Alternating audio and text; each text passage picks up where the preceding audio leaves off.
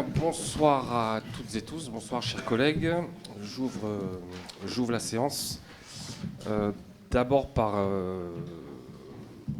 quelque chose d'assez pénible. On a perdu un agent de la collectivité il y a quelques semaines, Michel Serin, qui était agent au service propreté depuis 1987, donc un vieux de la maison, si j'ose dire. Et je vous demanderai, s'il vous plaît, à l'entame de ce conseil, de bien vouloir observer une minute de silence à la mémoire de Michel Serin, s'il vous plaît.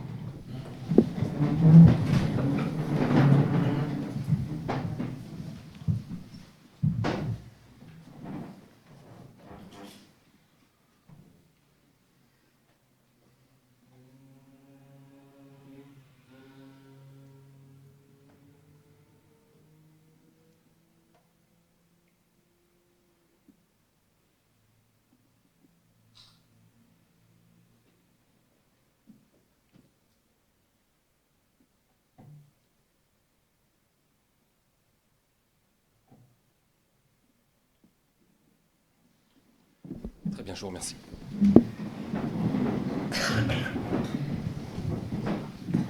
Je désigne un secrétaire de séance en la personne de Clément Mézergue. Merci Clément.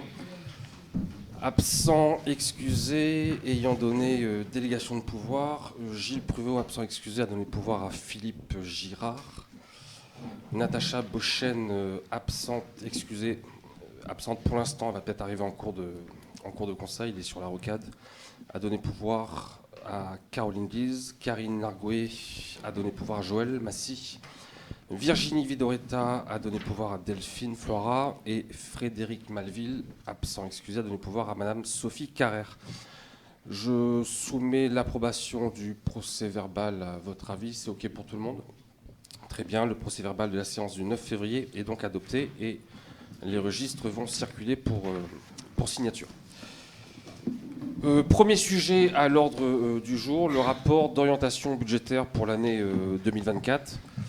Une étape essentielle qui participe à la fois à la formation des élus, à la formation de la population, information sur la situation financière de la collectivité, information sur les projections financières, sur les orientations budgétaires qui sont envisagées, sur l'état de nos dépenses et de nos recettes, tant en fonctionnement qu'en investissement. Et la présentation de ce rapport d'orientation budgétaire doit donner lieu à débat. Et ce débat, évidemment, favorise l'expression de la démocratie des assemblées délibérantes. Il faut donc s'en féliciter. Je précise que ce débat est essentiel avant l'adoption du budget qui aura lieu, de mémoire, le 11 avril. Donc le conseil municipal budgétaire aura lieu dans un mois et ça nous donnera à peu près un mois entre ce débat d'orientation budgétaire et l'adoption du budget pour procéder aux derniers arbitrages. Je passe très rapidement sur les éléments de contexte national et international, toujours aussi mauvais. Pas grand-chose à rajouter, hein. Pression inflationniste démentielle, une croissance économique plutôt atone. Tout ça, évidemment, a des conséquences sur les collectivités telles qu'ils ont, même si, à Izon, vous l'avez compris, on refuse de se laisser emporter par ce contexte difficile, voire dépressif. Et à Izon, la situation est plutôt bonne. On continue d'agir avec force de volonté, avec humilité, avec constance et avec sérénité. Je dis constance et sérénité parce que nous avons été élus pour exécuter un programme, en quelque sorte. Nous avons été élus à partir d'engagements, et ces engagements, on les décline depuis le début du mandat avec constance. Et donc, c'est plutôt rassurant d'agir de manière cohérente et avec légitimité, puisqu'on a été élus pour faire très exactement, à peu de choses près, ce que nous sommes en train de réaliser. Je procéderai en 3 temps, très classiquement. D'abord, une petite rétrospective sur la gestion financière en 2023, et j'y associe Yannick Clavier. Évidemment, Yannick, merci. Et puis ensuite, on abordera les perspectives 2024, d'abord en fonctionnement et ensuite en investissement. D'abord, petite rétrospective donc sur la gestion financière de la collectivité en 2023. En fonctionnement, pour démarrer, les recettes de fonctionnement s'élèvent à 5,6 millions et des poussières. Des recettes plutôt en hausse, en hausse de 4,10%. Ça fait à peu près 310 000 euros de plus en recettes de fonctionnement, dû principalement aux impôts et taxes qui ont augmenté, non pas parce que nous avons augmenté la pression fiscale, mais parce que les bases ont mécaniquement augmenté en raison d'un mécanisme législatif.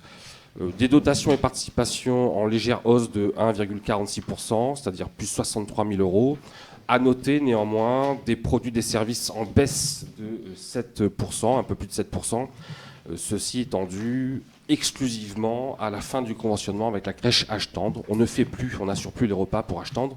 Et donc ça nous fait des recettes de fonctionnement en moins, mais ça nous fait autant de dépenses de fonctionnement également en moins. Du côté des dépenses de fonctionnement, des dépenses de fonctionnement à la hauteur de 5 377 000 euros qui ont fait l'objet évidemment d'une attention particulière sous le regard attentif de Karine Longuève et de Valérie Delannoy. J'associe Valérie évidemment, malgré un contexte économique inflationniste qui explique en grande partie une hausse de 7,66%. Il faut qu'on soit vigilant sur les dépenses de fonctionnement. Elles ont pris 7,66% par rapport à 2022. Ça représente 382 000 euros de dépenses supplémentaires par rapport à l'année dernière. Bon, on est vigilant, mais la tendance nationale s'inscrit à peu près dans les mêmes eaux. Et puis je fais confiance évidemment à Karine Longuève. Et si on dérape un peu, c'est évidemment de la faute de Karine Longuève. S'agissant de ces dépenses de fonctionnement, petit focus sur quelques chapitres d'importance. D'abord le chapitre 11, les charges à caractère général, c'est-à-dire qui correspond aux dépenses nécessaires au fonctionnement de la collectivité, avec une consommation des crédits à hauteur de 1 384 000 euros, soit 11,5% de plus par rapport à l'exercice 2022. Ça fait beaucoup. Ça représente 143 000 euros supplémentaires. Incontestablement, c'est beaucoup, mais ça ne s'explique que par le choc inflationniste. L'augmentation de la tarification des fluides et des carburants de plus de 11%, l'achat des denrées pour le restaurant scolaire qui a augmenté de 16%, les primes d'assurance, parce que les assureurs sont gourmands, qui ont augmenté de 10%. Tout ceci explique la hausse des charges à caractère général. Je serais malhonnête si je ne confessais pas dans le même temps que nous avons sensiblement augmenté le budget fêtes et cérémonies, qui est en hausse de 17%, mais je l'assume bien volontiers. J'annonce d'ailleurs d'ores et déjà qu'en 2024, nous allons continuer cette hausse du budget fêtes et cérémonies pour s'approcher des 100 000 euros en 2024. Mais on l'assume bien volontiers parce qu'on a été également élus, j'allais dire pour faire la fête, ça pourrait être mal pris. Mais enfin, en tout cas, on a été élus pour faire vivre Ison, et je ne crois pas que les Isonnais se plaignent de ce qu'on organise des moments festifs, des manifestations festives ou culturelles qui rencontrent de plus en plus de succès. Voilà pour le chapitre 11. S'agissant du chapitre 12, les charges de personnel qui représentent en 2023, 2 774 000 euros de dépenses, soit 51,6% du total des dépenses de fonctionnement de l'exercice. C'est considérable, ça représente une hausse de 3,06% par rapport à 2022, soit beaucoup moins que les collectivités voisines, il faut le souligner. Elle est due principalement, cette hausse, aux revalorisations du SMIC, des points d'indice, à l'opération recensement, qui a eu son coût, et puis également au remplacement des agents en arrêt maladie ou arrêt maternité, ainsi qu'à des revalorisations du régime indemnitaire des agents. Tout ceci est parfaitement classique. J'ajoute qu'on a conduit une politique des ressources humaines plutôt ouverte au dialogue social cette année. Je salue le travail effectué par Brigitte et tous les agents et les élus qui appartiennent notamment au CST, au comité social et territorial. Et c'est plutôt une politique de ressources humaines plutôt consensuelle, avec des agents évidemment toujours très impliqués. Un petit mot également sur le chapitre 66 au titre des charges financières, principalement le remboursement des emprunts, exclusivement même le remboursement des emprunts, évidemment en hausse, puisque le remboursement des intérêts des emprunts s'est élevé à 93 382 euros en 2023, à comparer aux 65 000 euros de l'année dernière.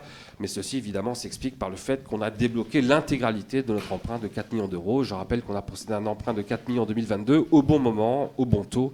On a emprunté à 1,45 de mémoire, là où aujourd'hui, nos voisins empruntent à 4%. C'est plutôt bien. Au total, malgré un contexte économique défavorable, on parvient à dégager un excédent de fonctionnement à hauteur de 484 105 euros contre 495 000 l'année dernière. Ça reste bien. J'ose pas dire très bien, mais en tout cas, je suis plutôt satisfait qu'on ait dégagé un tel excédent de fonctionnement, ce qui nous fait une capacité d'autofinancement brut de 667 000 euros et une capacité d'autofinancement net de 306 281 euros. Je rappelle que l'autofinancement généré est le seul qui nous permet d'envisager un programme d'investissement ambitieux. Et le moins qu'on puisse dire, c'est que depuis quelques années, ils ont conduit en tout cas un programme d'investissement ambitieux.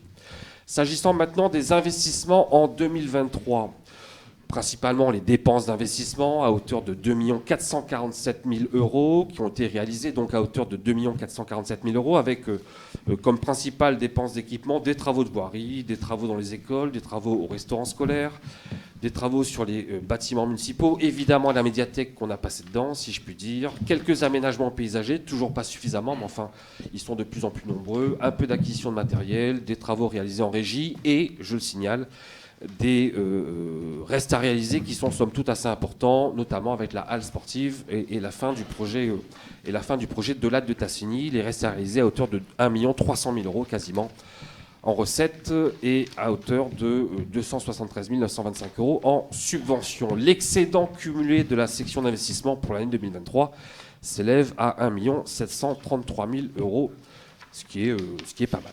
Voilà pour une rétrospective très brève sur l'année 2023. Avant que j'engage le rapport s'agissant des perspectives en 2024, y a-t-il du côté des élus, notamment d'Aucur d'Ison, des questions sur cette gestion passée de l'année 2023 ? Je vous en prie, Madame Fontaine. Oui, bonsoir. Une question concernant les investissements en termes de communication. Nous avons changé le site internet, nous avons changé d'application mobile pour informer la population. Quel est le coût de ces dépenses ? Vous parlez du coût des tableaux lumineux. Tableaux lumineux, site internet et application mobile qu'on a changé récemment. Précisément, je ne l'ai pas. Audrey, tu peux... Tant pis. De tête, je ne pourrais pas répondre. Je ne sais pas. Alors, les tableaux lumineux de tête... On était à 45 000 euros. 45 000 euros pour les tableaux. 3 tableaux lumineux, 45 000 euros. Merci. Le site internet...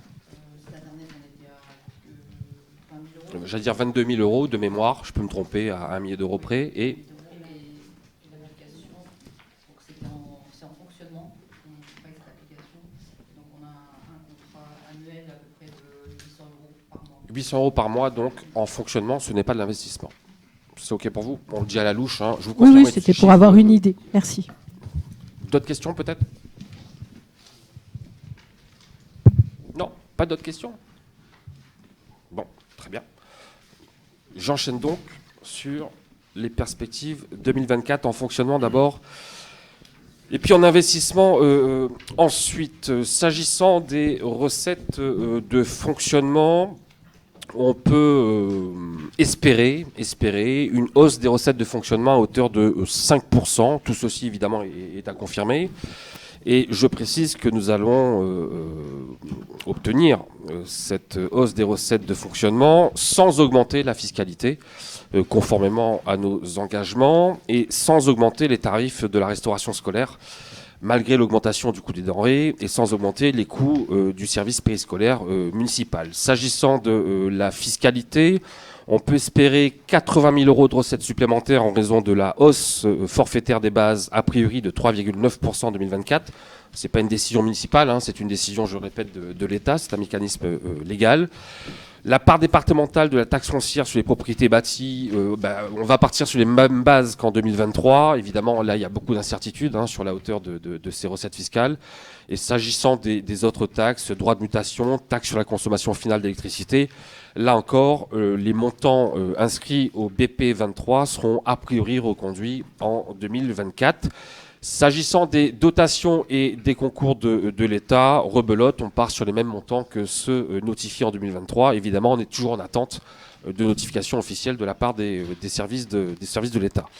L'évolution respective des dépenses et des recettes de fonctionnement, je le répète, est un enjeu de gestion, puisqu'il faut absolument qu'on parvienne à dégager un excédent de fonctionnement pour réaliser des investissements.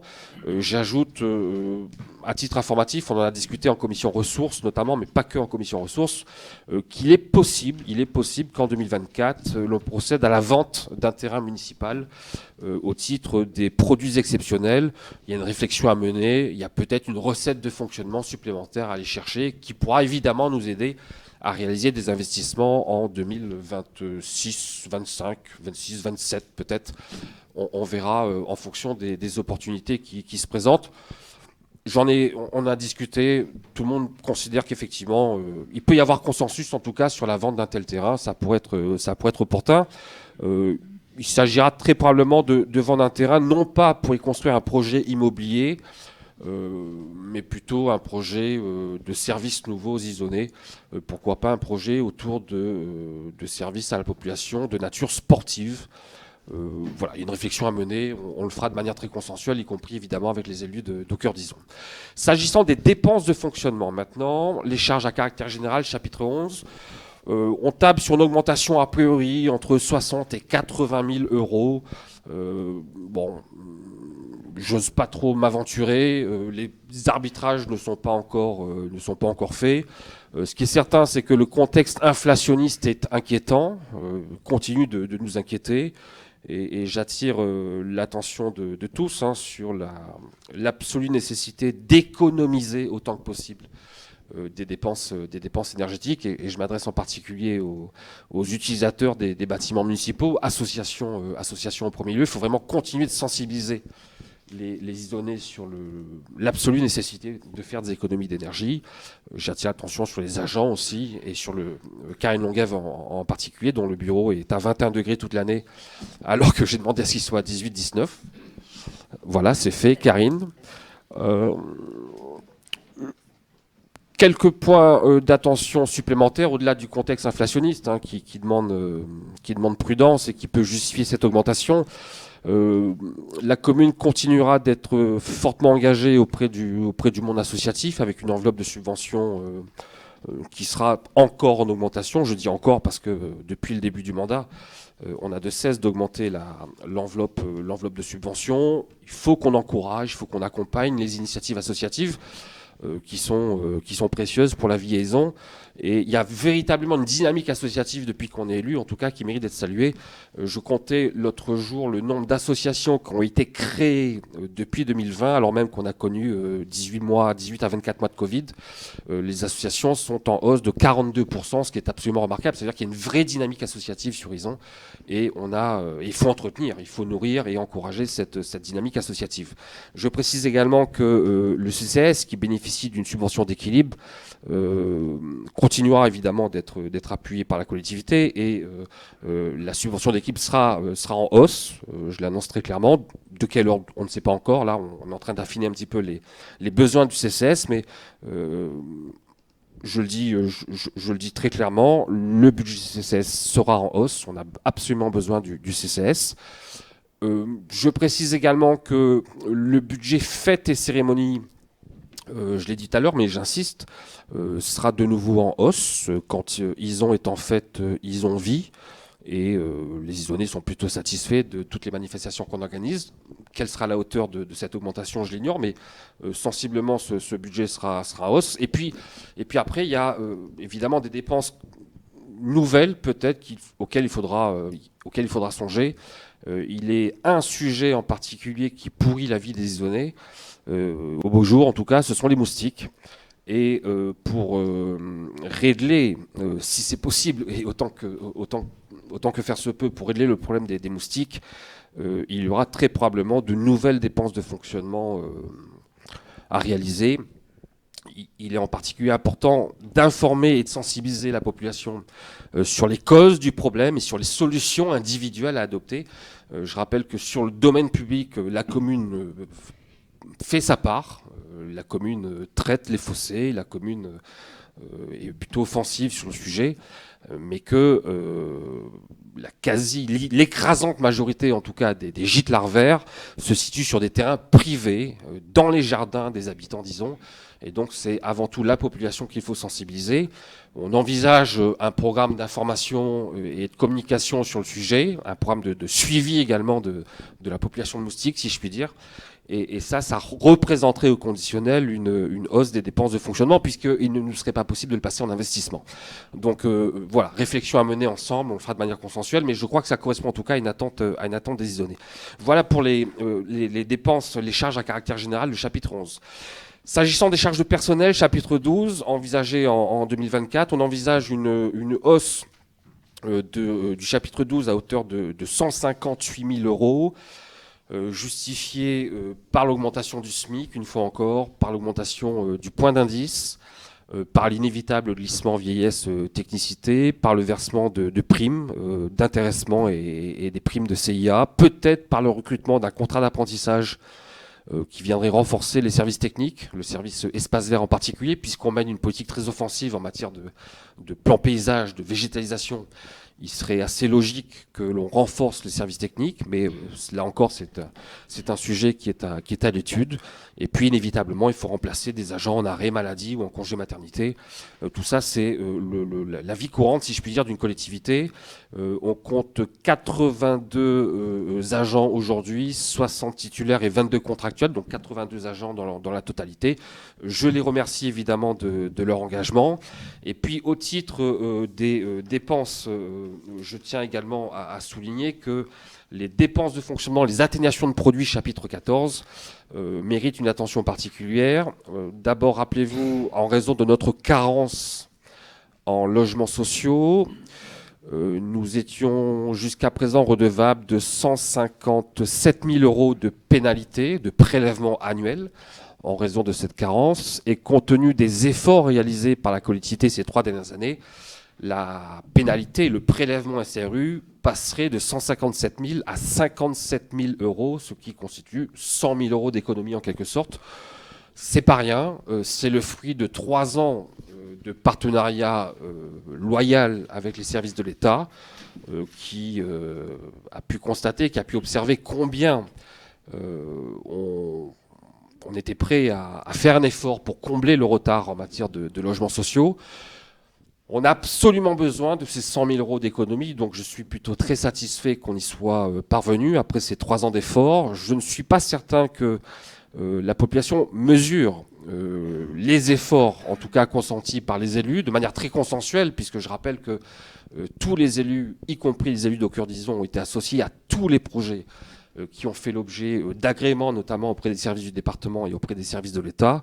Et on peut se féliciter aujourd'hui, en tout cas, que ce prélèvement soit revenu dans des eaux un peu plus raisonnables, même si, soit dit en passant, 57 000 euros par an, ça continue quand même de piquer. Alors bien évidemment, je rappelle qu'on a conclu un contrat de mixité sociale, que j'ai signé ce contrat il y a quelques semaines, que dans ce contrat, nous avons pris un certain nombre d'engagements. On s'est notamment engagé à produire 125 logements locatifs sociaux par période triennale. Ça représente quand même un sacré effort, il faut quand même envoyer. Et puis évidemment, il faut le faire avec beaucoup de pédagogie, beaucoup de tact, si je puis dire, en y associant tant que possible la population et faire en sorte tout simplement que les projets qui vont sortir dans les années qui viennent apportent une valeur ajoutée au quartier, apportent une valeur ajoutée à Izon et ne soient pas vécus de manière trop négative par la population qui est aujourd'hui à Izon. Donc, premier point qui mérite une attention particulière au titre des atténuations de produits. Second point qui mérite une attention particulière, l'attribution de compensation à verser à la CALI s'élèvera en 2024 à 239 000 euros. En légère hausse, pourquoi ? Parce qu'on a transféré à la CALI la compétence gestion des eaux pluviales urbaines, un sujet épineux à Izon, un sujet très épineux à Izon. Et ce transfert de compétence à la CALI correspond en fonctionnement à 27 000 euros et en investissement à 44 000 euros à verser tous les ans à la CALI. Donc évidemment, ce transfert de compétence alourdit en quelque sorte notre attribution de compensation négative. Évidemment, j'espère qu'en retour, nous allons pouvoir bénéficier de l'expertise de la CALI, tant s'agissant du fonctionnement que s'agissant des investissements. Et le moins qu'on puisse dire, c'est que s'agissant de la gestion des eaux pluviales à Izon, il y a beaucoup de travail à réaliser. Voilà des points très importants s'agissant du fonctionnement. Des questions peut-être du côté de Cœur-d'Ison sur le volet fonctionnement 2024 avant que j'attaque le volet investissement. Pas de questions? Très bien. J'attaque donc le volet investissement en 2024. La dette en capital en 2024 s'élèvera à l'encours de la dette à 5 397 000 euros, ce qui représente 843 euros par habitant, à comparer aux 904 euros par habitant en 2023. Et donc là, l'idée, je le répète, c'est progressivement d'abaisser l'encours de la dette et progressivement de parvenir en fin de mandat à obtenir une nouvelle capacité d'emprunt pour réaliser de nouveaux investissements à l'entame du prochain mandat pour l'équipe qui sera là évidemment à l'entame du prochain mandat. Capital remboursé en 2024 s'élèvera à 371 345 euros. Les intérêts des emprunts payés à 85 299 euros. Et je répète que la commune a fait le choix d'emprunter 4 millions d'euros en 2022 pour financer un certain nombre de projets structurants qui ont d'ailleurs déjà commencé à être financés. Et nous allons poursuivre ces choix, cette politique en tout cas ambitieuse, judicieuse je pense, en matière d'investissement. S'agissant des recettes d'investissement, il faut compter d'abord sur les restes à réaliser en 2023, qui comprennent notamment des subventions à hauteur de 273 925 euros. On va bénéficier du FCTVA, Fonds de compensation de la TVA, à hauteur de 444 000 euros, un montant considérable, mais qui s'explique tout simplement par le fait qu'on a réalisé énormément d'investissements ces dernières années. Et donc, on commence aujourd'hui à bénéficier d'un retour en matière de FCTVA. Ça, c'est plutôt une très bonne nouvelle. La taxe d'aménagement, on table sur 300 000 euros, mais alors on ne le fait pas au doigt mouillé. Simplement, il est très compliqué, a priori, de savoir combien de taxes d'aménagement nous allons percevoir. Tout va dépendre du nombre de chantiers qui vont être livrés.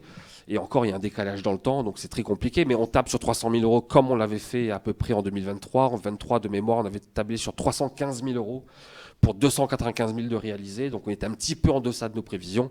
Là, on part sur 300 000 de manière a priori assez raisonnable. L'excédent de fonctionnement capitalisé à hauteur de 234 000 euros. Les subventions diverses attendues, les dotations d'amortissement attendues à hauteur de 639 000 euros, dont 580 000 euros de demande de subvention en cours.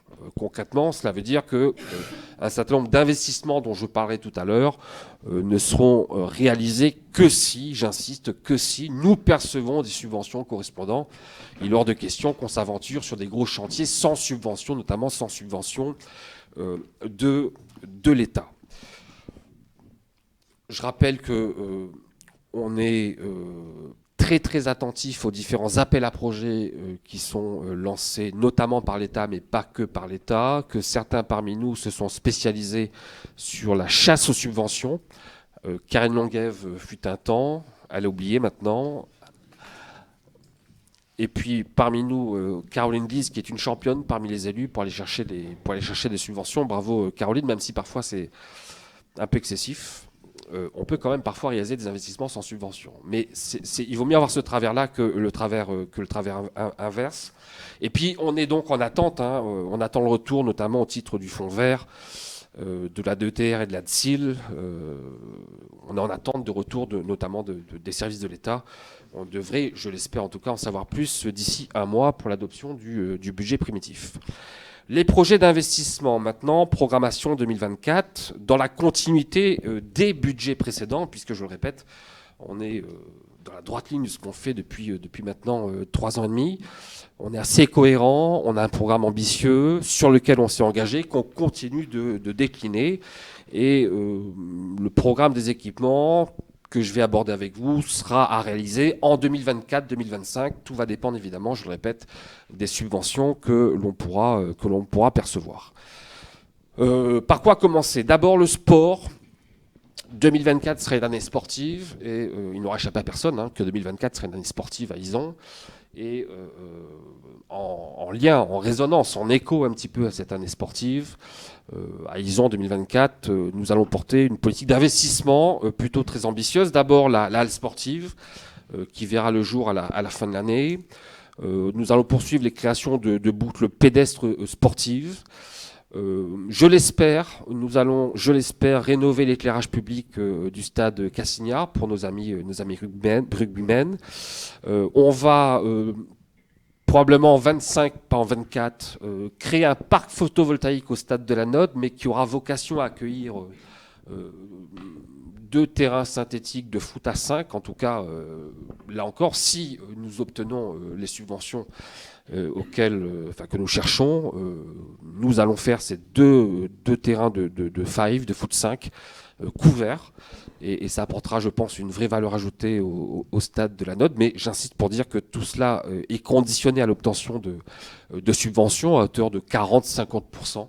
On ne pourra pas partir à moins de 40-50% de subventions.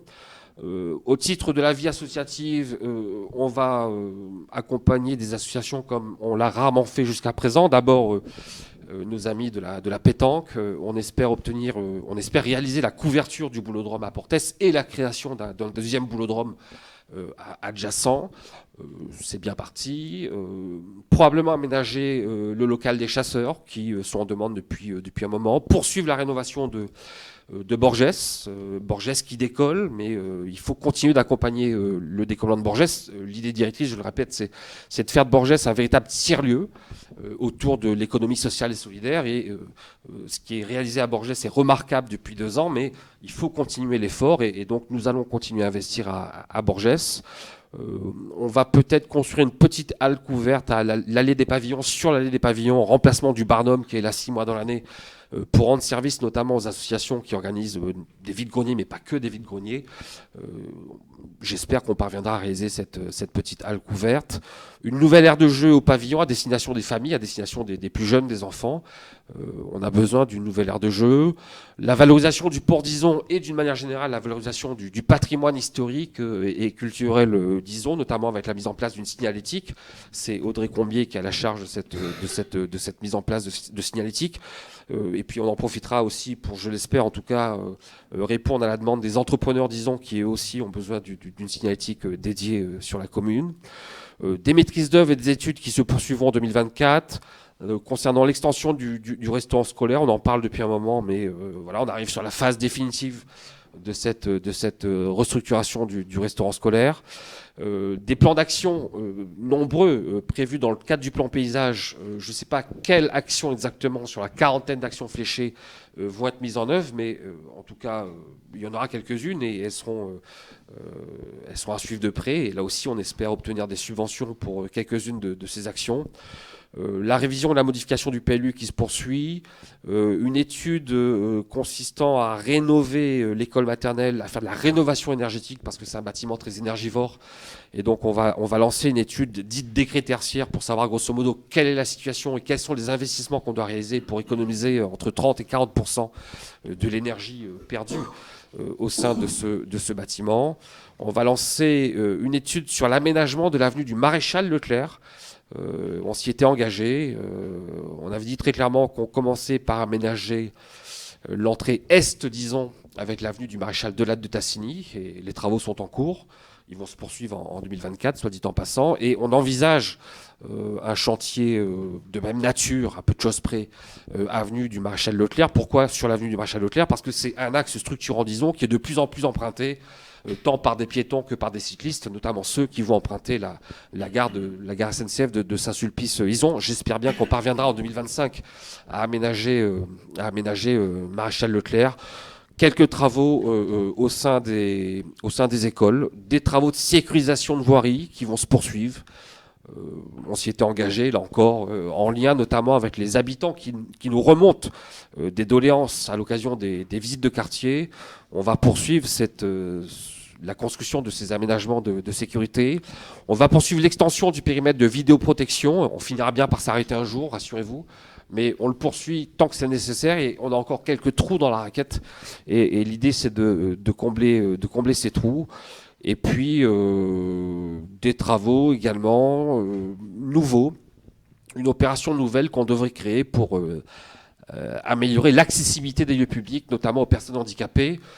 Ison est engagé dans un plan depuis 2016. Ison accumule les retards en matière d'accessibilité des établissements publics. Et donc, notamment en lien avec Philippe Brard et Caroline Glise, on va faire un gros effort en 2024 pour essayer de rattraper un petit peu ce retard.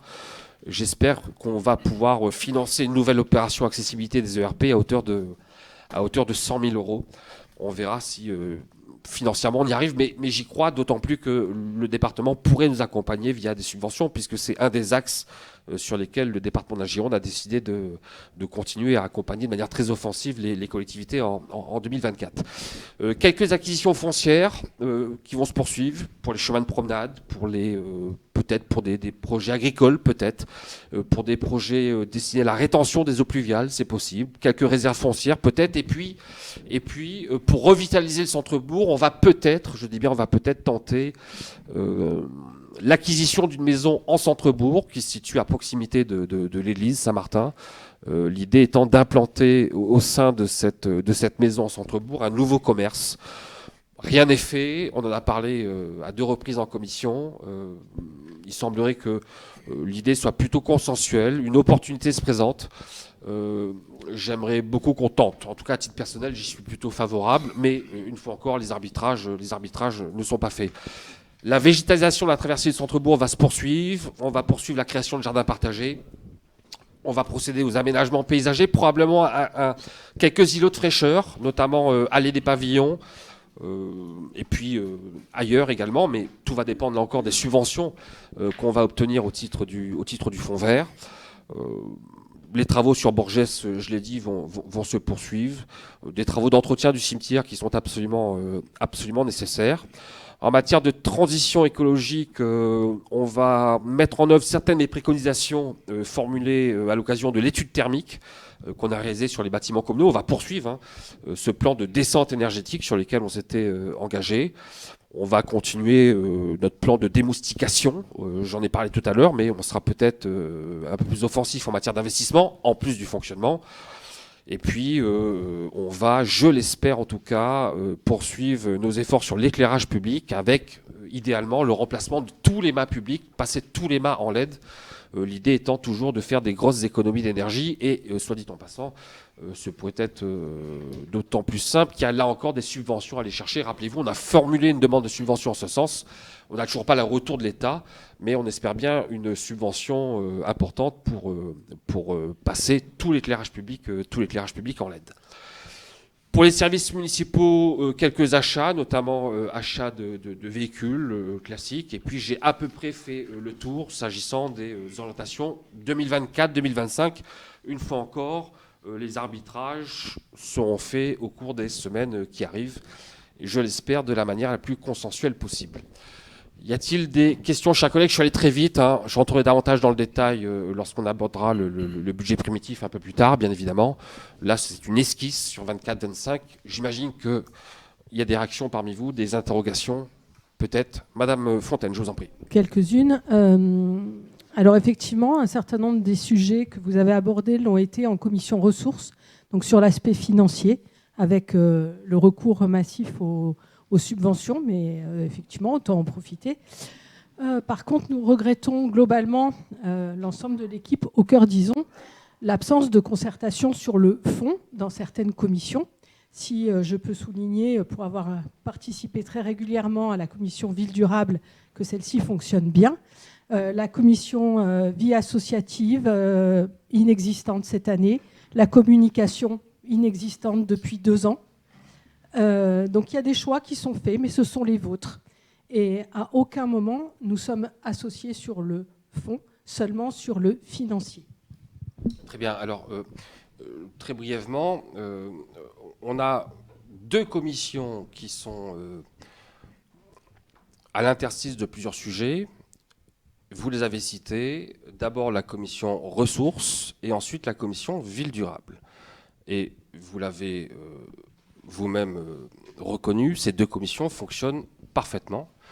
À l'occasion des travaux de ces 2 commissions, qu'il s'agisse du volet associatif, ou du volet communication, les sujets qui relèvent de ces deux petites commissions, et je ne veux pas faire d'ombrage à qui que ce soit, sont abordés systématiquement en commission ville durable ou en commission ressources. Si vous prenez par exemple la commission vie associative, cette commission, comme son nom l'indique, a pour objet d'envisager tout ce qui relève de la vie associative et principalement des subventions demandées par les associations. Et ces subventions sont abordées systématiquement en commission ressources et font l'objet en commission ressources d'un consensus entre vous et nous. Ça, c'est le premier volet qui concerne la vie associative.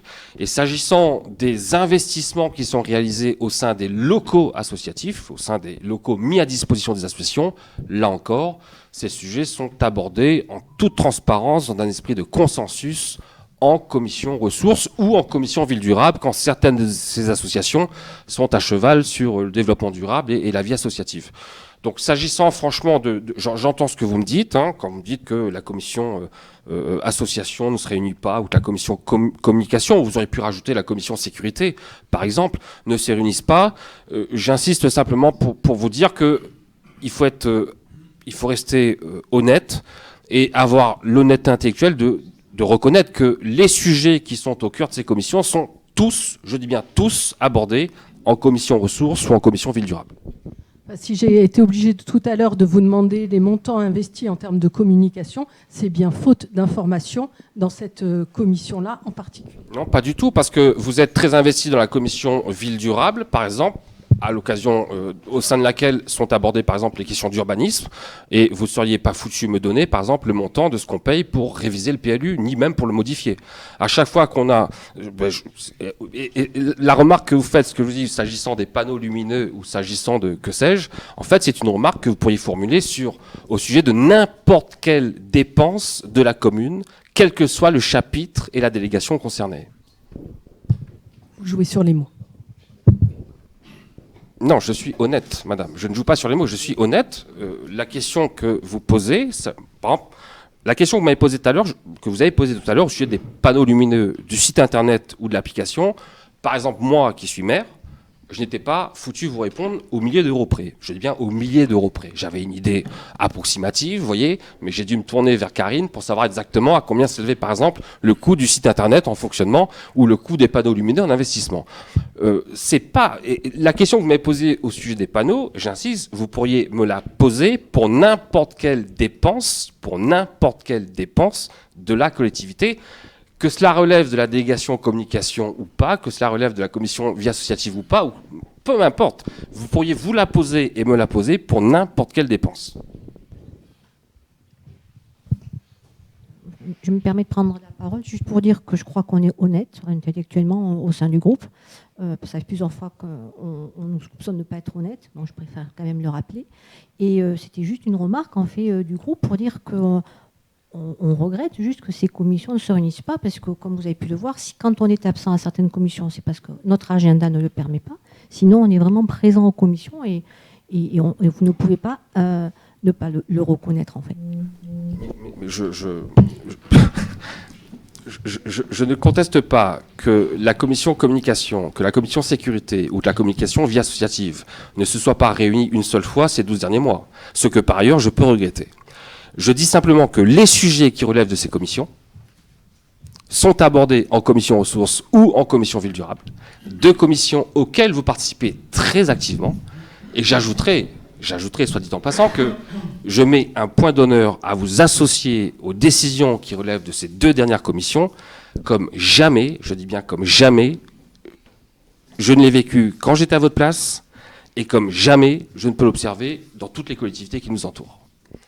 Nulle part, autour d'Ison, nulle part, vous ne trouverez nulle part dans aucune collectivité, vous ne trouverez un maire, une majorité, qui associe, comme nous le faisons, les élus dits d'opposition à tous les sujets les plus importants de la vie de la collectivité. Je dis bien nulle part, et vous le faites notamment au travers de votre participation active au sein de la commission ressources, comme au sein de la commission ville durable. Donc on est d'accord sur les constats. On regrette juste que les commissions dédiées dans lesquels il y a tout le monde qui participe ne se réunissent pas. Mais effectivement, on est actif au sein de la commission ressources pour acter des décisions. Y compris pour aborder des sujets qui relèvent de la commission association comme de la, commission communication. C'est dommage de ne pas être en amont de ces réunions. Mais je pense qu'elles se réunissent... Pas. Je ne sais pas. Pas. D'autres remarques sur les investissements, pour parler des investissements et des orientations qui sont envisagées en 2024. Monsieur Vessière, je vous en prie. Oui, moi j'ai bon, les projets que vous avez présentés sont louables, respectables et que j'en apprécie certains, je ne vais pas vous le cacher. Ce qui, vous l'avez dit plusieurs fois d'ailleurs, c'est dépendant des subventions qui vont être allouées, effectivement, je le comprends tout à fait. Par contre, les réductions budgétaires annoncées par notre ministre des Finances ne sont pas bonnes du tout pour avoir des subventions comme on le demande. Je sais que la DSIL, c'est presque moins 50%. Je sais que le fonds vert, c'est moins 400 millions d'euros. Enfin, voire plus, oui. C'est pas une critique que je vous fais, mais donner de l'espoir, sachant qu'on va prendre des coupes dans tous les sens. Alors, je comprends, et c'est un débat qu'on a tous les ans, M. Vessière. Hein. En fait, on a le choix. Soit on est optimiste, soit on est, j'allais dire, pessimiste. Allez, non, plus réel politique, si vous voulez. Bon, mettez-vous à ma place. Vous voyez passer un appel à manifestation d'intérêt qui laisse ouvert la possibilité d'obtenir 60% de subventions pour financer, par exemple, je sais pas, la plantation de haies bocagères, par exemple. Je prends cet exemple, ou de 50% pour financer des pistes cyclables.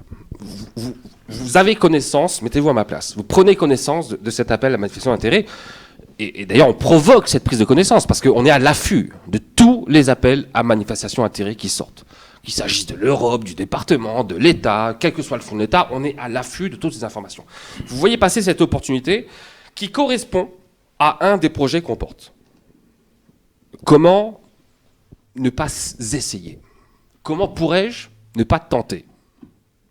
Mais je tente en ayant l'honnêteté de dire que la Fédération française de foot accompagne des collectivités à hauteur de 50% pour construire des terrains de foot à 5.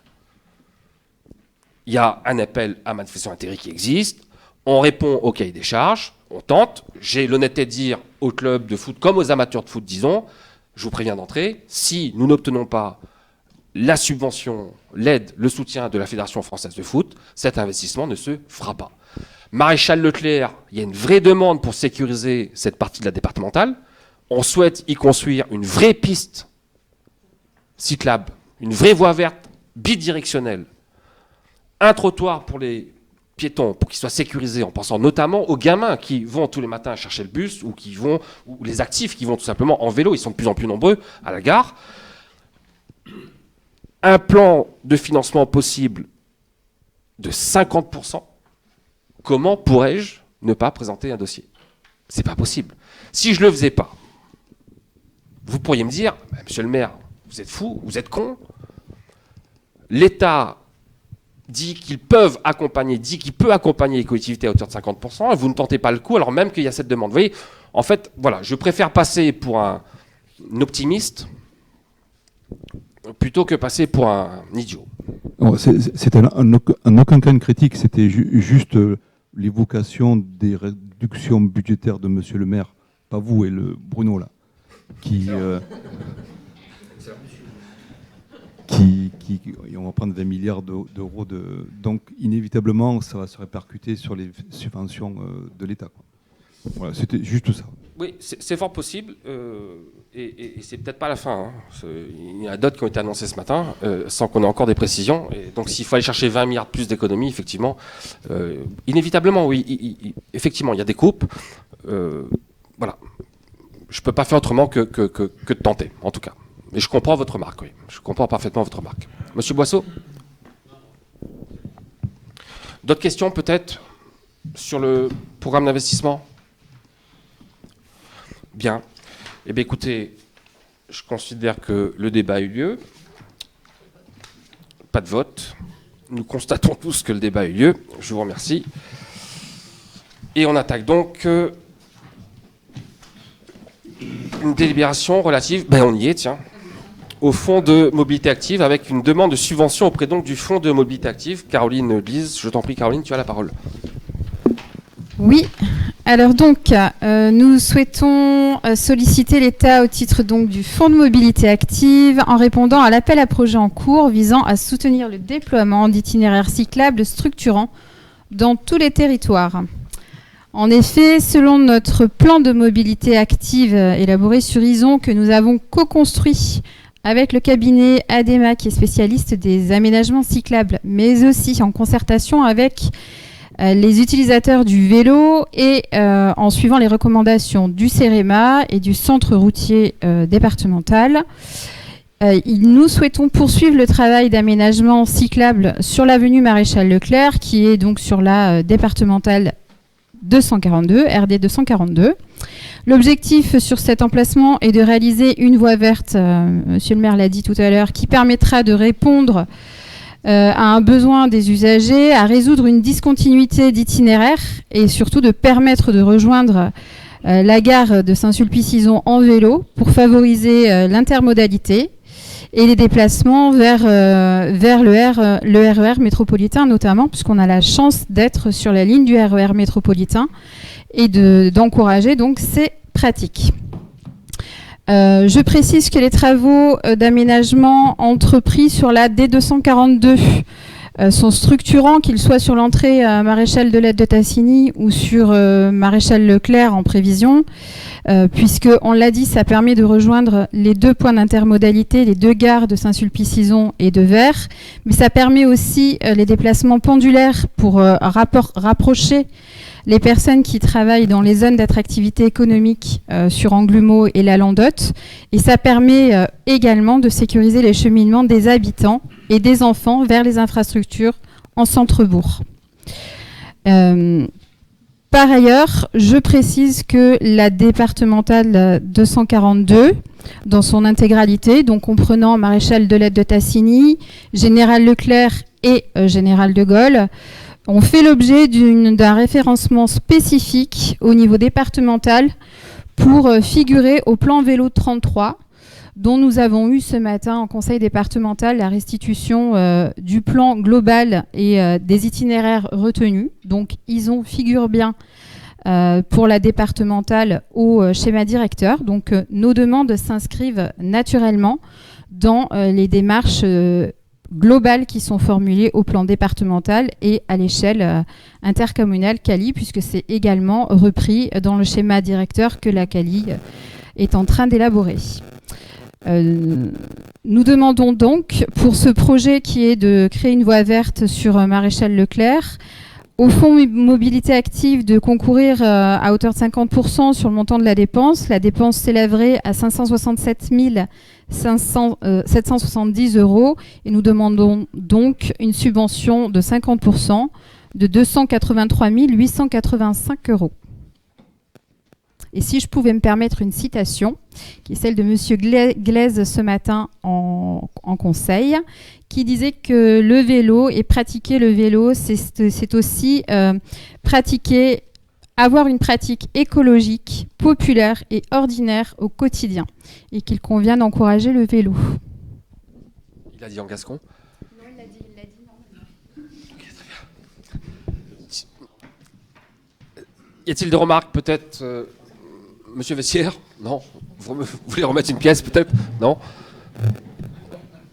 Vous allez faire quoi là ? Vous êtes embêté là du coup ?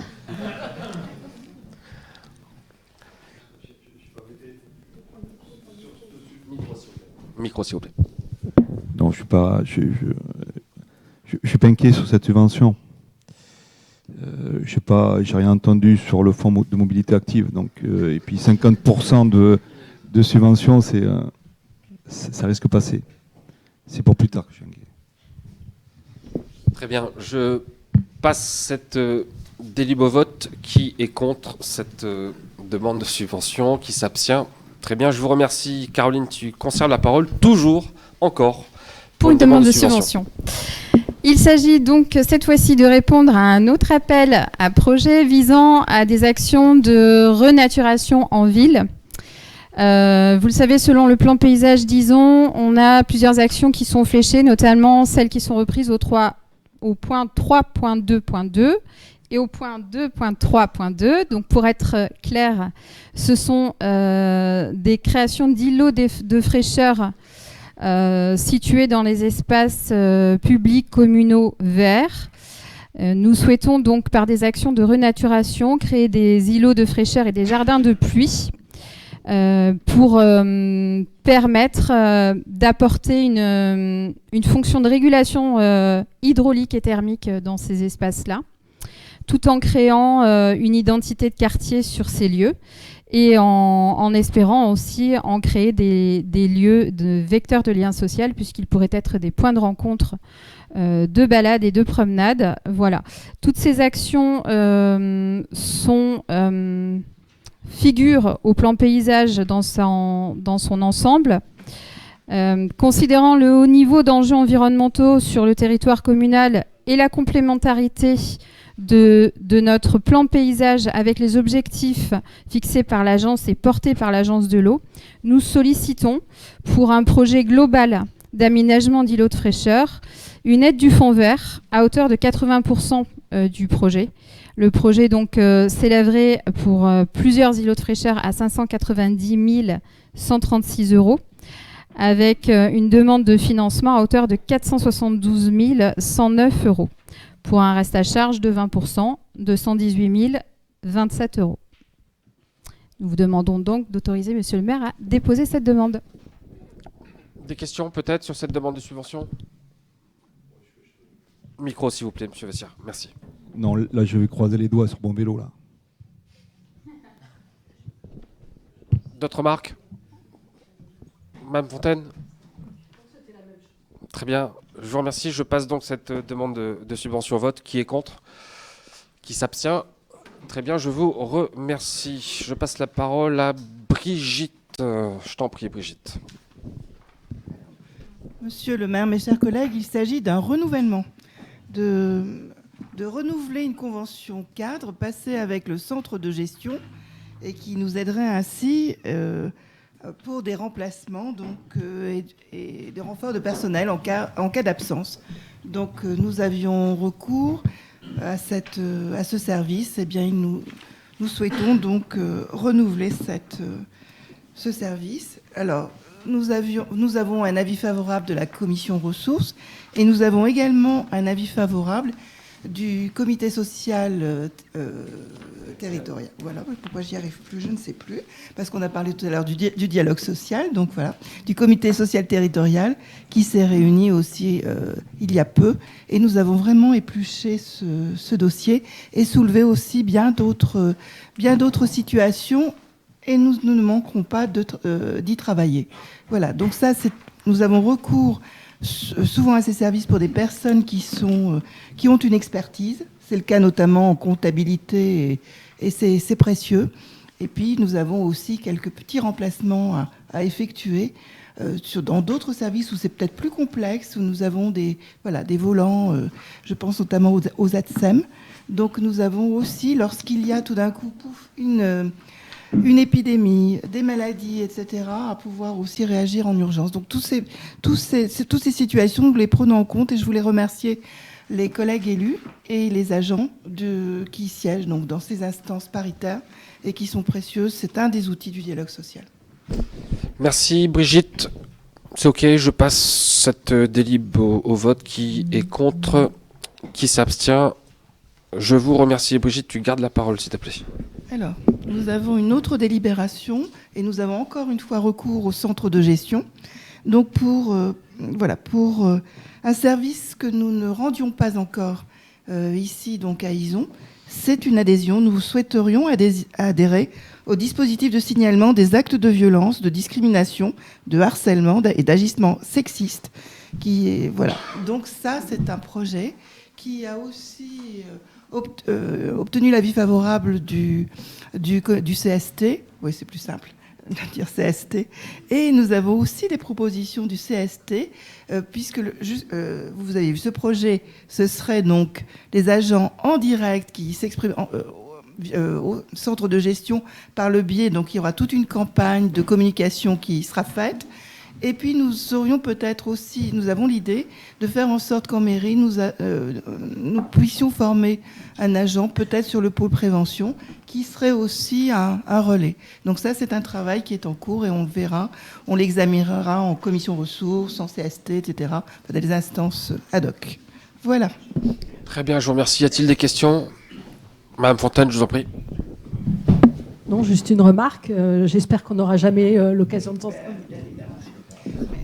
Oui. Et là, vous savez ce qu'il nous faudrait peut-être aussi, mais ça, on le verra plus tard, un agent qui serait aussi en capacité de travailler autour de la laïcité. Mais ça, on le verra. C'est un projet que nous avons aussi.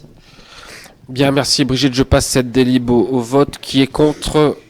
Qui s'abstient ? Très bien, je vous remercie. Brigitte, tu gardes la parole, s'il te plaît. Alors là, c'est une délibération que je vais avoir du mal à faire. Voilà, c'est quelque chose d'un peu difficile. Monsieur le maire nous en a parlé en tout début de séance et nous avons fait une minute de silence. Eh bien, c'est la suite. Voilà. Donc, on a un décès. Et puis, il y a aussi nos obligations et un engagement pris. Et nous allons donc devoir délibérer pour verser un capital décès à l'ayant droit de l'agent que nous avons perdu. Donc, voilà. Monsieur le maire, est-ce que je dois donner le montant du capital décès ?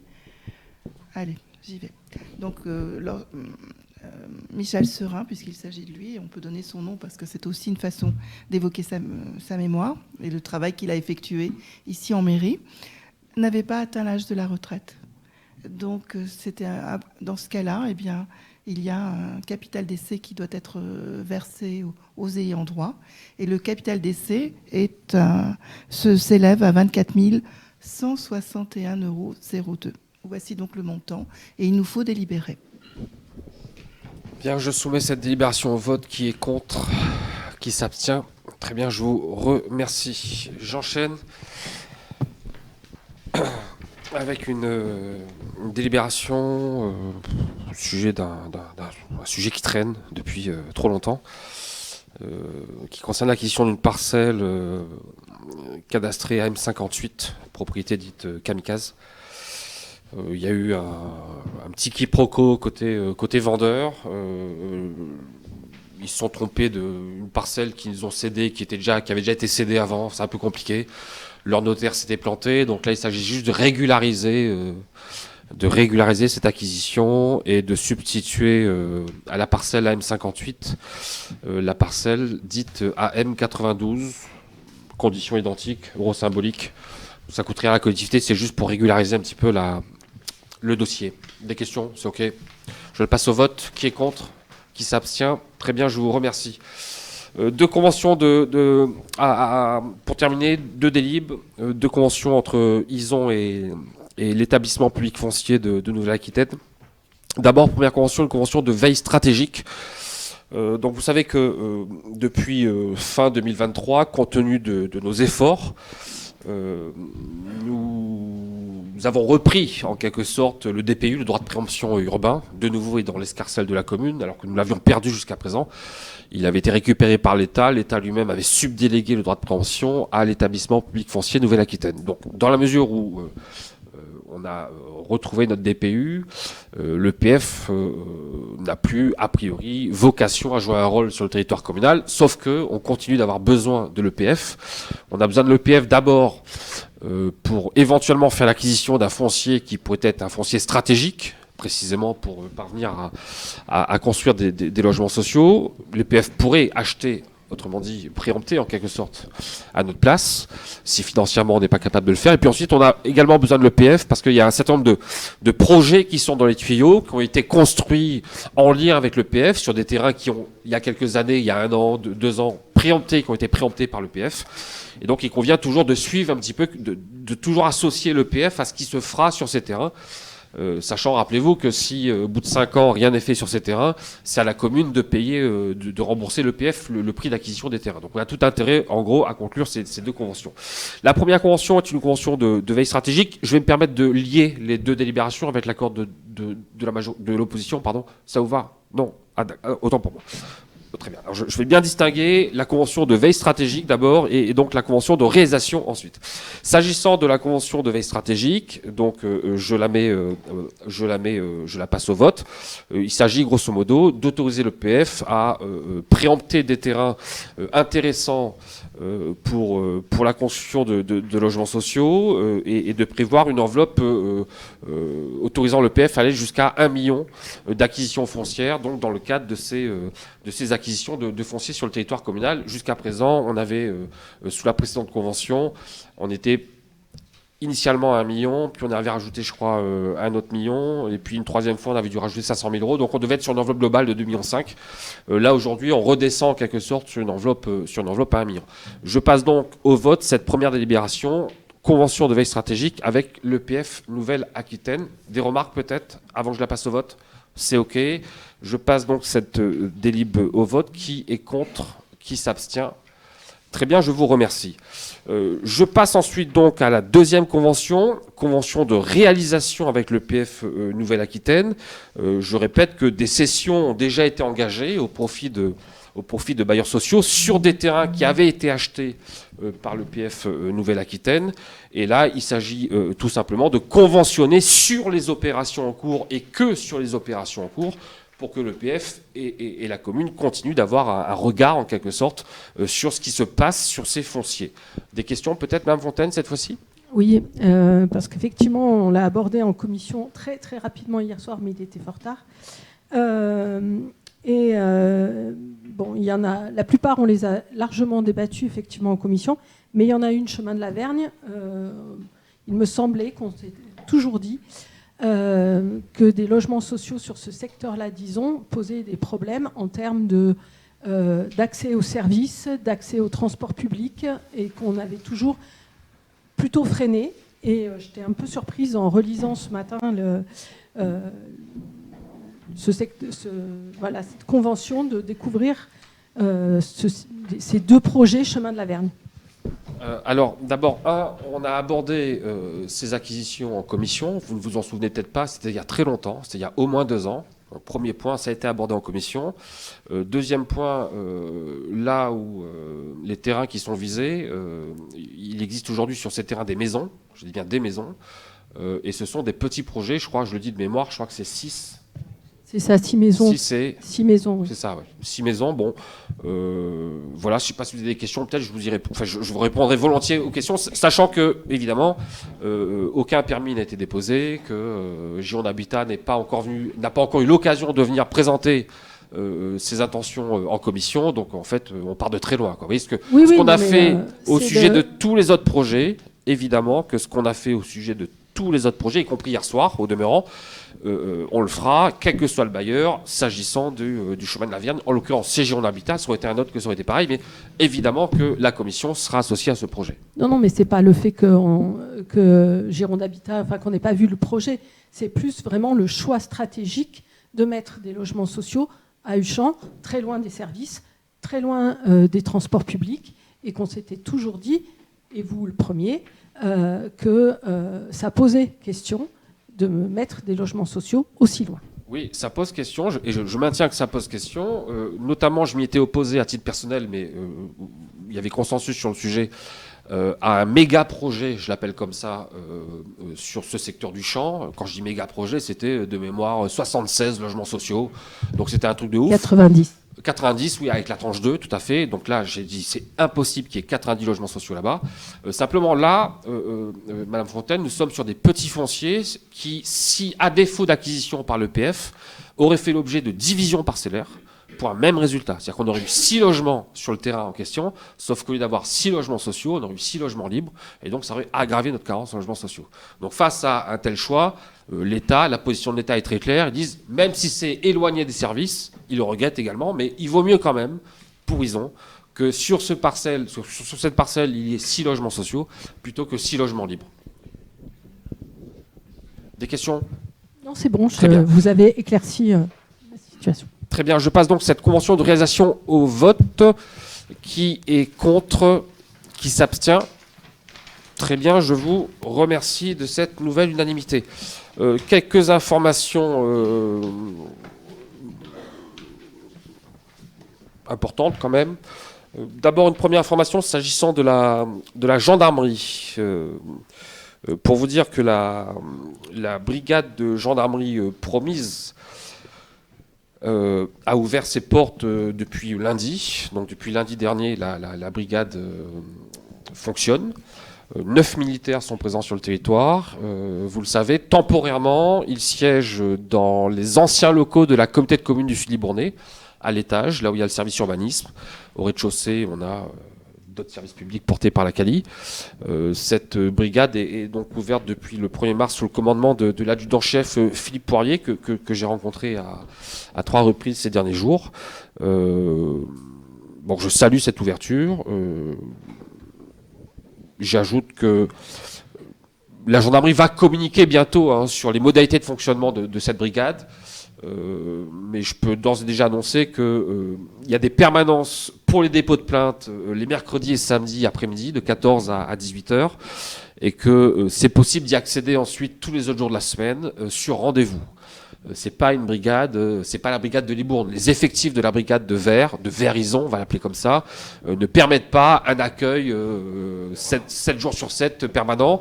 Donc 2 permanences ouvertes le mercredi et le samedi après-midi, et ensuite la possibilité sur rendez-vous d'obtenir un rendez-vous, par exemple pour porter plainte ou que sais-je. Et puis la brigade est joignable sur un numéro de téléphone qui vous sera communiqué à tous très bientôt, mais la population évidemment peut joindre les gendarmes de cette brigade. C'est plutôt une bonne nouvelle pour le territoire. Deuxième information, sauf s'il y a des remarques peut-être sur cette brigade de gendarmerie, pas de questions. Deuxième information, s'agissant des